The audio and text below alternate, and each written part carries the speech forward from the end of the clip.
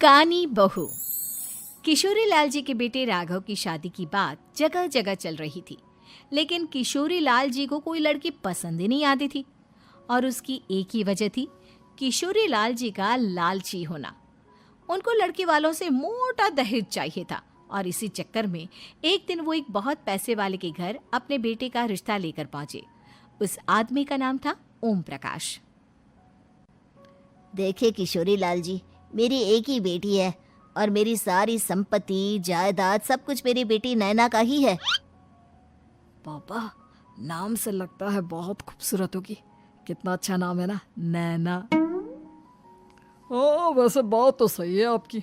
अब इतना पैसा है, जमीन जायदाद है, इकलौती बेटी, आप भी क्या करेंगे? सब कुछ उसे ही देंगे ना। बिल्कुल ठीक पहचाना आपने। बस बेटी की शादी और सारी जायदाद उसके नाम। पापा, बिना देखे हाँ कर दीजिए ना। इतना अच्छा रिश्ता फिर कहाँ मिलेगा? माला माल हो जाएंगे हम। मैं अपनी बेटी को बुलाता हूँ। अरे नहीं नहीं नहीं नहीं, आपकी बेटी का नाम नैना है, सुनकर ही लगता है बहुत सुंदर होगी। रहने दीजिए अंकल, मैं तो आपकी बेटी के नाम से ही इतना खुश हो गया हूँ कि उसे बिना देखे शादी करने को तैयार हूँ। अब तो मैं उसका चेहरा सीधे शादी के बाद ही देखूंगा। और इस तरह राघव नैना का चेहरा नहीं देखता और उससे शादी कर लेता है। शादी के बाद अपनी सुहाग रात पर जब राघव नैना का घूंघट उठाकर देखता है तो नैना की आंखें बंद थी। कितनी खूबसूरत हो तुम नैना, जरा अपनी आंखें खोलकर मेरी तरफ देखो तो सही। नहीं, मुझे शर्म आती है। अरे, मैंने तुम्हें शादी से पहले भी नहीं देखा, और अब अगर तुम आंखें खोलकर मुझे देखोगी भी नहीं तो मुझे अच्छा कैसे लगेगा?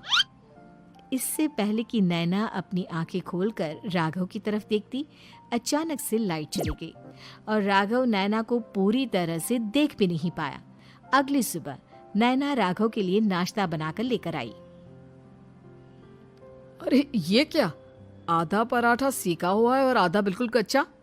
ये तुमने क्या किया नैना? बहू, तुमने क्या आधा पराठा तवे से नीचे लटका कर रखा था, जो आधा सिका है और आधा कच्चा? मुझे जितना दिखेगा उतना ही तो सीखूंगी ना पापा जी। जहाँ जहाँ मुझे नजर आ रहा था वहाँ मैंने सीख लिया, जहाँ जहाँ नहीं दिखा वहाँ कच्चा रह गया होगा। इसका क्या मतलब है? ये कैसा मजाक कर रही है तुम? अरे बहू, तुमने इतना लंबा घूंघट क्यों लगाया हुआ है? देखो, हमारे घर में बहुओं को बेटी की तरह रखा जाता है, और फिर तुम तो इतना सारा माल लेकर आई हो। देखो, ये घूंघट डालकर रखने की कोई ज़रूरत नहीं है। हाँ नैना, पापा जी ठीक कह रहे हैं, तुम तो आराम से रहो, अपना ही घर समझो। नैना अचानक से अपना घूंघट उठा लेती है। अरे ये क्या पापा, नैना की तो एक आंख फूटी हुई है। नाम से नैना, लेकिन ये तो कानी बहू निकली। मेरे साथ धोखा हुआ है, धोखा। बिना दिखाए अपनी कानी लड़की मेरे संग ब्याह दी। मुझे कानी बीवी नहीं चाहिए।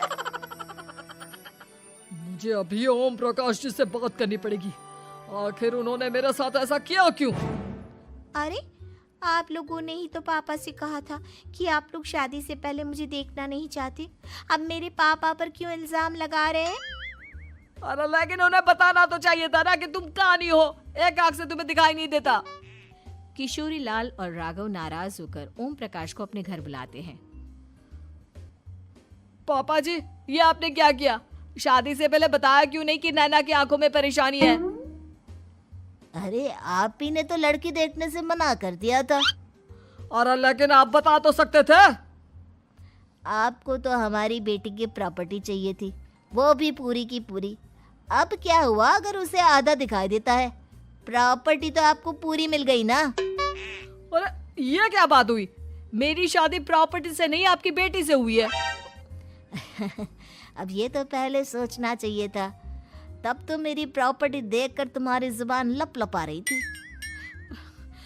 लेकिन मैं कानी लड़की को अपनी बीवी बनाकर नहीं रख सकता। पापा, कुछ करिए ना आप। हाँ, करता हूँ। देखिए ओम प्रकाश जी, आप हमारे साथ ऐसा नहीं कर सकते। और तुम देखो, अगर तुमने मेरी बेटी से शादी तोड़ी ना, तो जो भी प्रॉपर्टी मैंने तुम्हें दी है वो तो पूरी की पूरी वापस ले ही लूँगा, और आधी प्रॉपर्टी तुम्हारी भी लूँगा। अरे मेरी आधी प्रॉपर्टी भला क्यों लेंगे आप?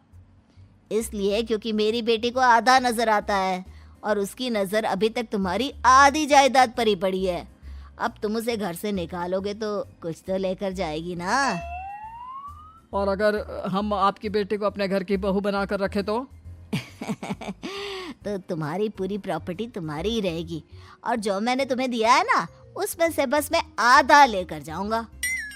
अरे लेकिन अब आप अपनी दी हुई प्रॉपर्टी में से आधी वापस क्यों लेकर जाएंगे?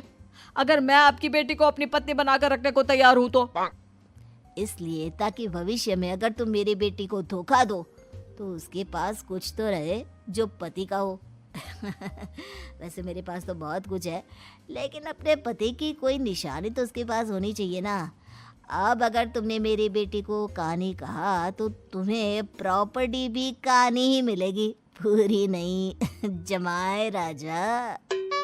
किशोरी लाल और राघव समझ चुके थे कि वो बुरी तरह फंस चुके हैं और अब उनके पास वहां से निकलने का कोई चारा नहीं है। अब समझ में आया ना, लालच बुरी बला होती है। एक तो तुम्हें प्रॉपर्टी मिली, ऊपर से बीवी मिली, उसमें तुम्हें नखरे भी दिखाने हैं। आए बड़े, चुपचाप बैठो दोनों। कुछ दिनों के बाद नैना राघव की कार लेकर बाजार घूमने निकलती है और जब कार लेकर वापस आती है, ये क्या? एक तरफ से मेरी गाड़ी पूरी खराब हो चुकी है। लगता है तुमने मेरी गाड़ी को किसी दूसरी गाड़ी के साथ एक्सीडेंट किया है। अरे अरे कितना बड़ा नुकसान कर दिया तुमने बहू। वो क्या है ना पापा जी, मुझे एक आंख से दिखाई नहीं दे रहा था, सामने से गाड़ी आ रही थी। मुझे तो सिर्फ आधा ही दिखाई दिया और वो गाड़ी मेरी कार से रगड़ते हुए निकल गई। अब मैं क्या करूं बताओ? आप इसे ठीक कराने के पैसे कौन देगा? तुम्हारे पापा? तुमने मुझसे इस तरह से बात की? अभी रुको। नैना राघव की शिकायत ओम प्रकाश को कर देती है। देखो राघव, अब जो मेरी आधी प्रॉपर्टी तुम्हारे पास थी ना, उसमें से आधी और मैं लेकर जाऊंगा, क्योंकि तुमने मेरी बेटी को डांटा। अरे नहीं नहीं पापा जी, गलती हो गई, माफ कर दो। गलती की तो कोई गुंजाइश ही नहीं। अगली बार मेरी बेटी को डांटा तो बची हुई आधी में से आधी और ले जाऊंगा। लालच के चक्कर में हम दोनों ने बहुत बड़ी गलती कर दी बेटा। एक तो तुम्हें कानी बहू मिली और ऊपर से जो माल मिला वो भी काना। इस तरह राघव की हर एक गलती पर ओम प्रकाश उसकी प्रॉपर्टी का आधा आधा हिस्सा लेकर अपना सारा माल वापस ले गया और राघव को कानी बीवी से काम चलाना पड़ा। भाई लालच वाकई में बुरी बला है।